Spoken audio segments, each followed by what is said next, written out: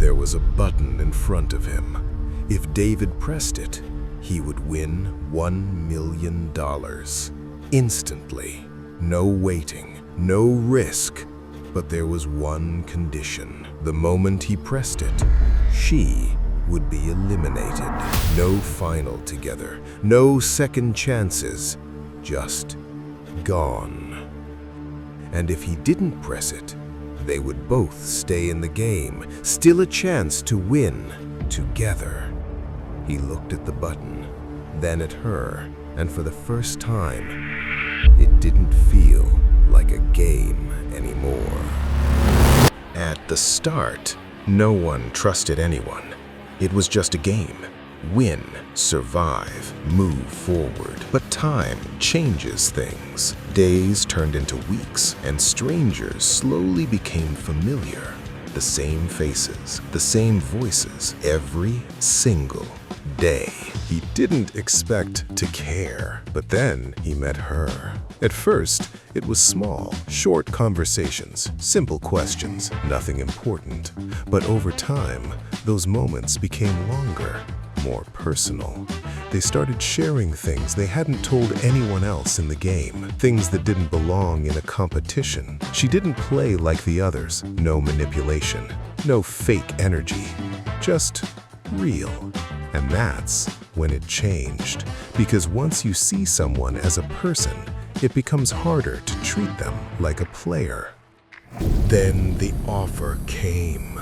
$1 million. Instant, guaranteed, no final needed. Just one decision. And suddenly, everything felt different. The same people, the same space, but now everyone knew what was at stake. The number wasn't abstract anymore. It was real, close, possible. She looked at him. You don't have to do it. Her voice was calm, but not relaxed. There was tension underneath it. We can keep going. We've made it this far. David nodded. Yeah. But his mind wasn't fully there, because every few seconds, his eyes went back to the button. It was strange how something so small could feel so heavy. And this is where it becomes uncomfortable. Because most people believe they would choose loyalty, that they would protect someone they connected with. But moments like this don't test what you say you value. They test what you actually choose, when something real is on the line. If you find these kinds of stories interesting, the decisions, the psychology behind them, consider subscribing. Now let's look at what's happening inside the mind in moments like this. We like to believe we make decisions based on logic, but the brain doesn't always work that way. It works on salience, what feels most important in the moment. And money, especially life-changing money, has a powerful effect on that system. It doesn't just represent wealth, it represents possibility, security, relief, a different future. And when the brain recognizes that, it amplifies it. The opportunity becomes louder, clearer, harder to ignore. At the same time, your connection to another person is processed differently. It's slower, more emotional, less urgent. It's built on trust, shared moments, empathy, supported by things like oxytocin, which strengthen bonds. So, in a moment like this, you're not choosing between right and wrong. You're choosing between what feels immediate and what feels meaningful. And the uncomfortable reality is, the immediate often wins. His hand hovered above the button.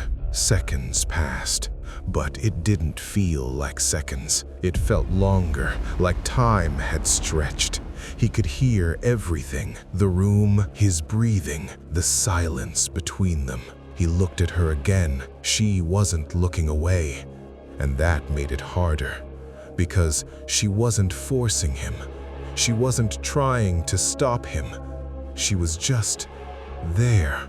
And somehow, That felt heavier than anything she could have said. The thoughts didn't come all at once. They came slowly, one after another. You came here for a reason. This changes everything. You might never get this chance again. And the more he thought about it, the easier it became to justify. Not because it was right, but because it started to feel necessary. That's how the mind works. It doesn't just make decisions. It builds a story where the decision makes sense. And once that story feels real, the choice becomes simple. And that's when it happened. Not when he pressed the button, but when it stopped feeling wrong. He looked at her one last time. There was something in her eyes now. Not trust, not anymore. Then he pressed it. The sound was small, almost nothing, but it ended everything. She didn't speak. No nod, no smile, just silence. And a look he couldn't fully read. Disappointment, maybe, was something deeper. Then she walked away. Just like that, and for a moment, David just stood there, alone. Then the realization hit. He had just won. A part of him felt it immediately. Relief. Excitement. This was the goal.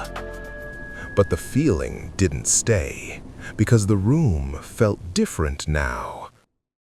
Quieter, colder. And for the first time, he understood something he hadn't expected. Some decisions don't feel heavy when you make them. They feel heavy after. Most people think they know what they would choose. Loyalty, friendship, doing the right thing. But decisions like this don't happen in theory. They happen in moments, under pressure, when emotion and reward collide. And sometimes you don't become a different person. You just discover what you were capable of all along. And once you've seen that, it's hard to ignore it, because choices don't just end in the moment you make them. They stay with you, they follow you, and sometimes they show up later in ways you didn't expect. Because there's something most people don't realize. It's not just the choices you make that shape your life. It's the ones you delay, the things you think you still have time for, until one day you realize you don't. And that's where the next story